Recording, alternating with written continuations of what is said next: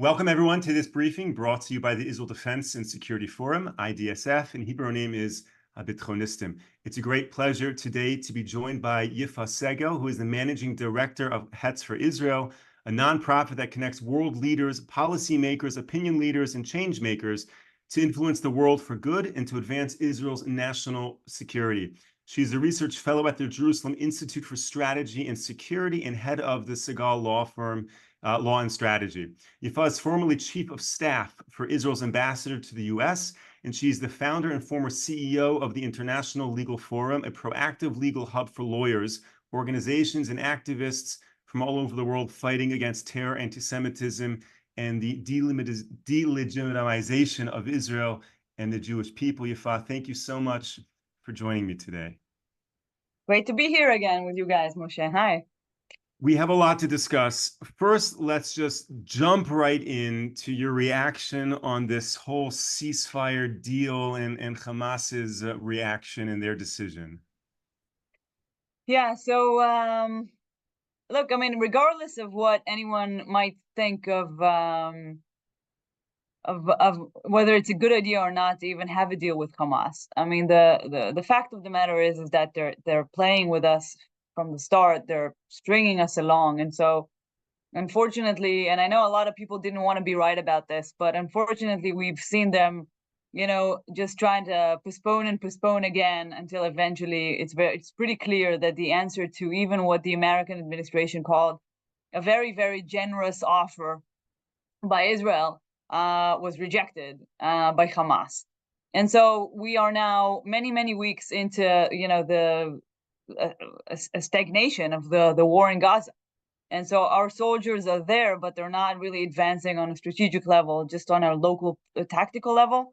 And we're suffering losses. We're suffering losses, casualties on the ground, but also on the international stage.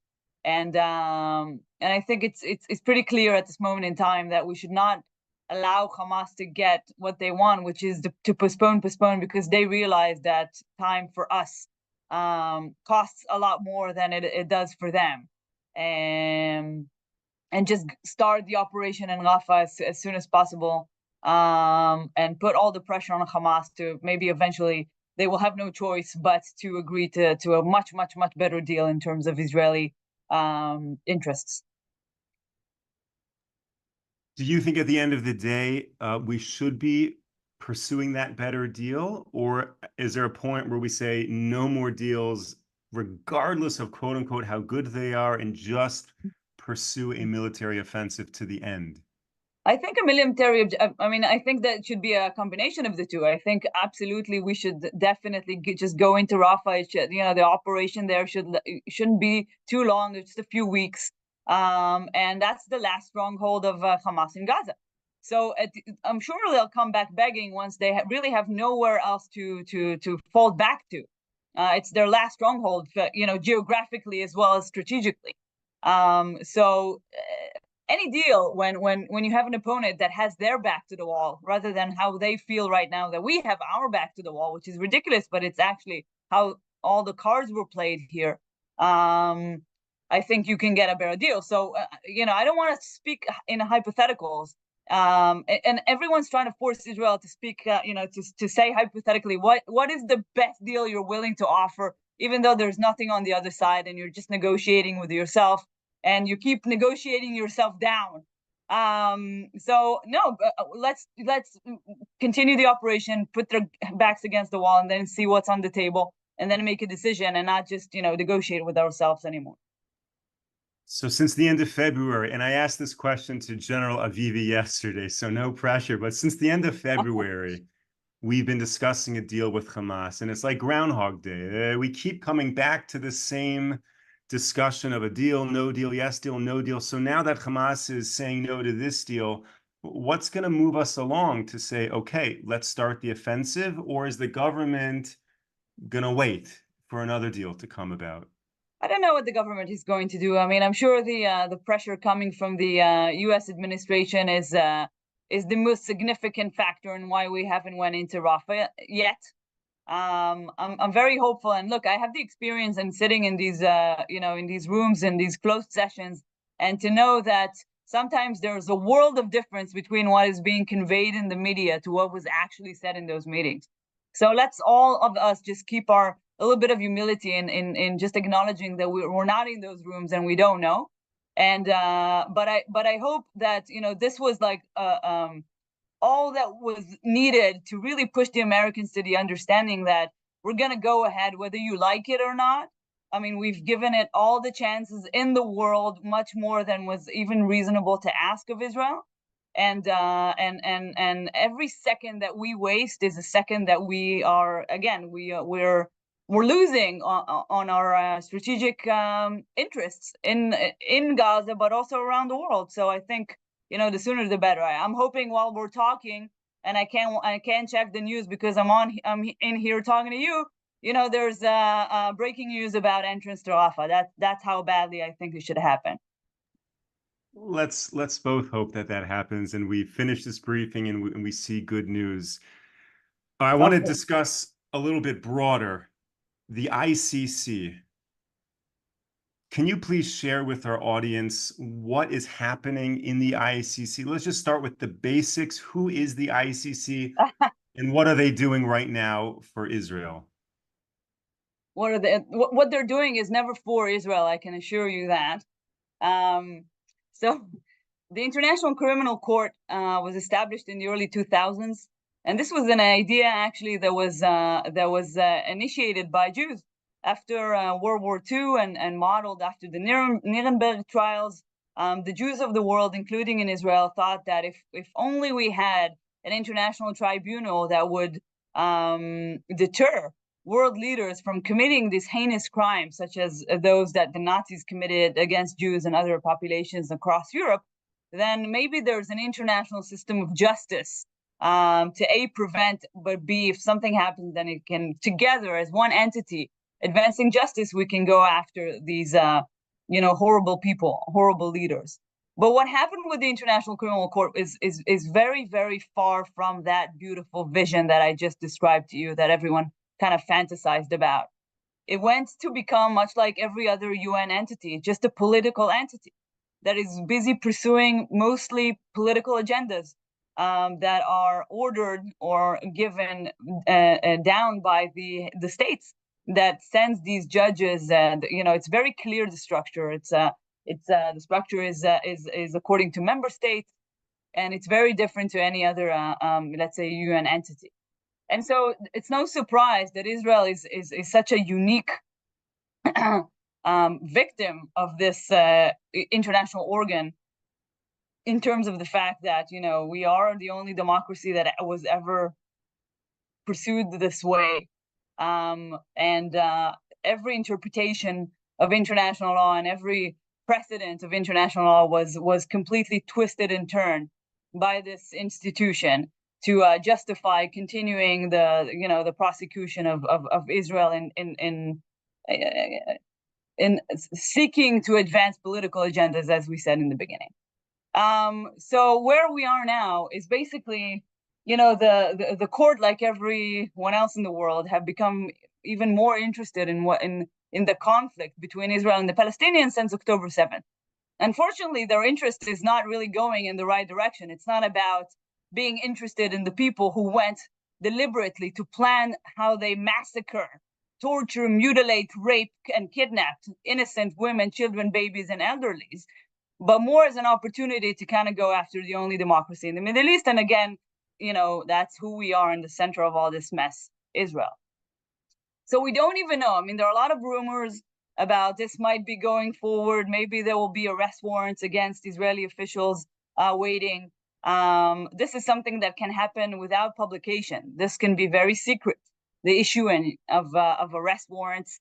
I mean, this is something that you might only find out about hypothetically if one of those people that have arrest warrants against, standing arrest warrants, would land in a country that is a member of the ICC, and then they would be obligated to honor the arrest warrants and to do something about this Israeli official that has landed on in their territory. And so there's been a lot of rumors. We also have seen the Americans, the administration commenting about this in a very harsh way, criticizing the ICC, warning the ICC, using very harsh language. We've seen other countries. We've seen other countries standing up for us on this particular issue in the past, and I think it's different because there are a lot of countries that are afraid of once you misinterpret and create a new precedent and kind of abuse international law, then you create a new precedent that can come back and haunt, these other democratic leaders. And so I think this is why it's important to them more than you see involvement of these leaders in this case, particularly more than you'd see on other things. So I don't really know what to tell you. We're all waiting to see what if at all the ICC will do about this in the upcoming days or weeks. But that's where we are more or less. And the United States, are they a member of the ICC? Would travel by the prime minister or the defense minister to the US be at all impacted by any results of the ICC arrest warrants? Well, first of all, no. The United States of America is not a member of the ICC, and they're not a member of the ICC because of what I described. I mean, the Americans, both parties, by the way, throughout the years have been very clear about why they would not join as members to the ICC.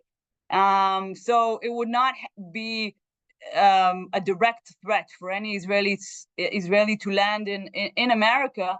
But I mean, don't forget, this is another major hurdle for us in terms of international delegitimization, even for an American administration, to continue to sell arms and to to provide support and this amazing alliance that we had. This would create problems even for our relationship with the United States, definitely for other countries that are, let's say, weaker in their resolve to deal with allegations and to stand for justice. And so, yeah, this is a strategic problem, potentially. And is it clear which member country is pushing these claims at the ICC, and to the extent to which Israel can then retaliate accordingly? Well, first of all, you have South Africa, and we've seen also the proceedings that were launched against Israel in the ICJ. And I don't know if you follow these things, but Nicaragua, which is a country I don't think most people even heard of in Latin America, has filed proceedings against Germany for their assistance to Israel regarding the war in Gaza. So you see, this is like the most interesting thing that has ever happened in the history of the world. All the countries of the world are so interested in this little conflict in Gaza that is just unbelievable. But there are countries. I mean, we heard from Colombia that Colombia has threatened to sever diplomatic ties with Israel because of the the war in Gaza. Argentina, Brazil now is a big problem. Anyway, unfortunately, I mean, that China and Russia are big problems for Israel now because of their anti-Western agenda that is becoming more and more above surface, let's say. I mean, the animosity and I think we are getting closer and closer to a new Cold War by the minute with those big powers. And we are, as always, the Jews are always the collateral damage. They always try to throw the Jews under the bus first, and then when they realize that didn't help, they try to figure out a different way to solve the problem, usually by a world war. For sure. There are reports that the Palestinian Authority may have a direct hand in what's happening in the ICC, and then potentially Israel would freeze transfer of tax revenue. Are you able to share what your thoughts are on that? Yeah, I mean, it's I wish that would be true, right? So, I mean, the Palestinian Authority has been working against Israel on the international stage since its establishment, has been working against what it was obligated not to do in the Oslo Accords since its establishment. So even their membership in the International Criminal Court or all other international organizations is a violation, a clear violation of the Oslo Accords. Not to mention, of course, all of their support for terrorism, the pay for slay, incitement to terrorism, all of that. It's all in violation of the Oslo Accords, and it's all in violation of the International Court. And it's all in violation, of course, of the Israeli interest, which is, I think, in my view, the most important thing. But also it goes against American interest and European interest, and anyone who wants to have, even if not peace, at least quiet here in the region. And yet they've allowed the Palestinian Authority to do this for so many years. So, even though we have a law that is very similar to the American Taylor Force Act that allows the Israeli government to freeze a portion of the tax revenue that we are collecting for the Palestinian, depending on how much money they pay for terrorists on each month or each year. But, that haven't happened yet. So I don't think we need to wait until yes or no, the ICC will come out against us in a more aggressive way. We already know that the Palestinian Authority has went to the ICC, pushed the ICC, filed complaints against Israel with the ICC, lied repeatedly, created blood libels and falsehoods time and time again, and yet we have done nothing to sanction it. And yes, I would like to see that happen sooner rather than later. But to answer your question, I mean, there is a political camp of the people who are terrified of the day that the Palestinian Authority will collapse. The people are terrified that, they don't know what will replace the Palestinian Authority. Nothing scares them more than a vacuum. Nothing scares them more than the alternative of Hamas rising to power in Judea and Samaria, in addition to their power in the Gaza Strip. And so even within the Israeli government and Israeli security apparatus, and of course in the American administration, you have those that recognize, or even with the Europeans, by the way, I've had many, many meetings with Europeans who said, we know they're the devil, but the devil sometimes is better than the alternatives. And so I have to tell you, that's not how I view the world at all. I mean, if there's a devil out there trying to kill you, then you should not be his life support. And yes, of course, if the Palestinian Authority collapses, it will be difficult, but we need to prepare for that. And I think it's better to have chaos in the short term and a possibility of some kind of a better future than to keep the status quo alive and to bring your own strategic problems, kind of to help sustain them with your own hands and your own money. Do you think there would be a noted difference in the world of diplomacy if the PA collapses because of its own corruption, or it collapses because Israel made a very finite, clear decision to withhold funding? Would that affect how the world reacts to their collapse? I know, I've heard people say that, but a spoiler alert for you. It doesn't matter why it happens. I mean, they will tell the story as if it's Israel's fault anyway. So, we might as well do what is best for our interest. Because again, I mean, if you just look at the situation in Gaza, or look at any issue, look at domestic violence, right? Why is a Palestinian man beating his wife? Because of Israel. Okay, so just, why is there any issue in the world? I mean, they will tell you a whole story of why it's Israel's fault. So, okay. Sure. I want to pause here for a moment just to share something important with all of our viewers. Thank you, of course, to all of our viewers and supporters for tuning into this briefing. And in a week and a half or so from now, we have Israel Memorial Day here in Israel, Yom HaZikaron. And in honor of Yom HaZikaron, we here at IDSF are producing a film which will be shown on Yom HaZikaron in a very similar genre to the films we put out on Passover. And there's a unique opportunity for all of our viewers. If any of you would like to support, would like to sponsor this film, you are more than welcome and, of course, encouraged to do so. And I'm going to put a link in the chat right here how you can go about doing that. And we'll also send it out later today in the emails. Yifa, thank you for allowing me to give that temporary public service announcement. I want to cover a super important topic. Let's shift gears if we can and talk about the U.S. college campuses. What is going on there, and how does that relate to this war here in Israel?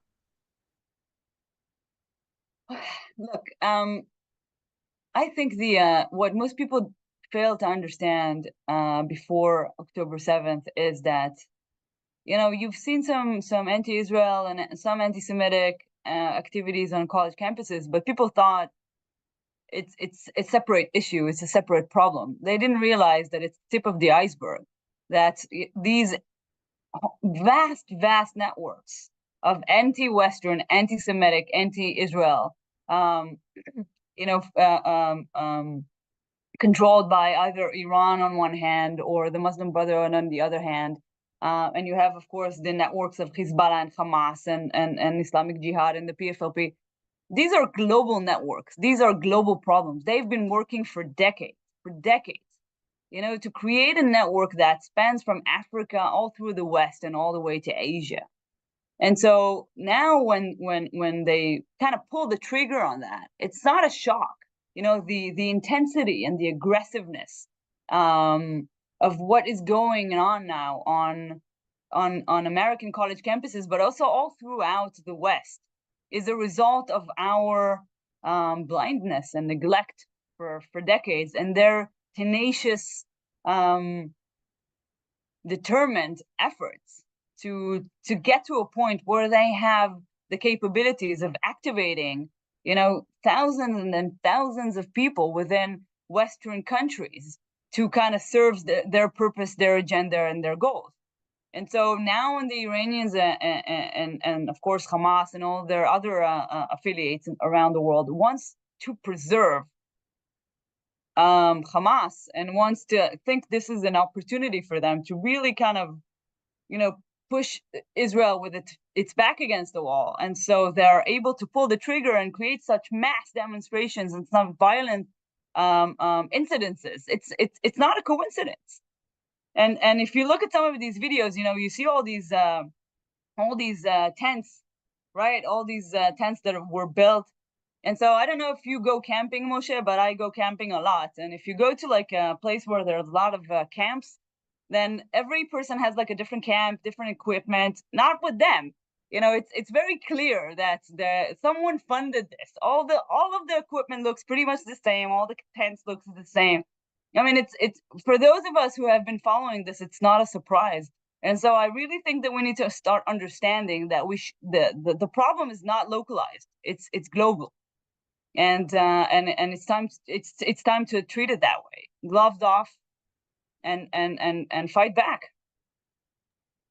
We are frequent campers, and even with my own family, we all have different tents. So yeah, there's no doubt that picture of all those green tents was very telling. But tell me, what is the goal? Is the goal to just bring chaos to U.S. college campuses? Is the goal to bubble up to the administration? What are they trying to accomplish?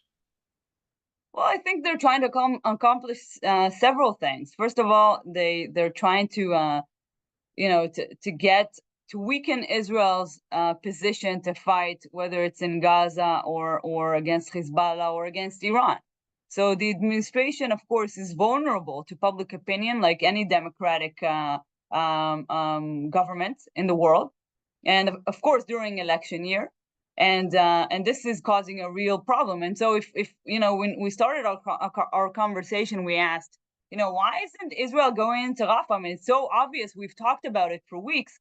And so I think that it's naive to think that everything that is happening on the streets of America, is unrelated to the fact that the administration is pushing Israel so hard to avoid entering Rafah.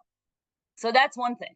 Second thing is now there's an opportunity to gather a lot of more support, popular support, within not just Americans, by the way. We see it in other countries as well, but we're talking about America. I mean, this is popular now. I don't know if you've seen these videos about these guys coming in and saying, I don't even know what this is about. I just know all the good guys are here, or all the hot chicks, whatever. Depends on who you're talking to. But it's cool. It's where all the good guys are. So this is, they've created a trend now that is really, really spreading like wildfire.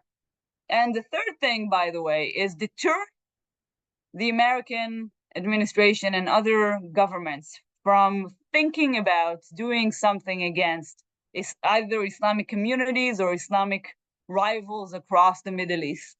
And I think that message was heard loud and clear, and that's something that we should all be very scared of what, within those closed rooms inside governments, what is the lesson that was learned from this? And if we talked about in the past about the possibility of acting against Iran, right? Because we all understand who Iran is. We just saw it like a couple of Saturdays ago. What is the probability of anyone acting directly against Iran when this is what you have in the streets of all of your cities across the West? Well, probability now is I believe is less and less, because we've seen their power. If we only have a few minutes, so final question, and thank you so much for coming on today and sharing all of this with us. You have a tremendous amount of experience in fighting anti-Semitism and the delegitimization of Israel. So what would you tell all of our viewers, most of whom are located in North America, Canada, Australia? How would you advise that they react to all of this unrest on college campuses? Should they go out there and counter-protest? Or should they do something a little more quiet to hope that it doesn't make the headlines of the newspapers? What's the best strategy? Well, I think it's time to take all the gloves off. I mean, I that's it. I never thought that we should be quiet, by the way. But if ever was a time to stand tall and stand together and try to find ways to really create big coalitions, I think it's an opportunity, as well as a very scary time in Jewish history. It's also an opportunity. We need to reclaim our Jewish identity, our Jewish unity, our Jewish strength. It's an opportunity. So I think, first of all you Jewish donors out there, divest your money from all these universities and put the money into universities that doesn't allow for this type of craziness to take place on college campuses. Second of all, it's time for organizations to leave their egos aside. Work together, show up together, come by the thousands. I mean, it's time for you, Jewish creativity, for Jewish unity. Gloves off.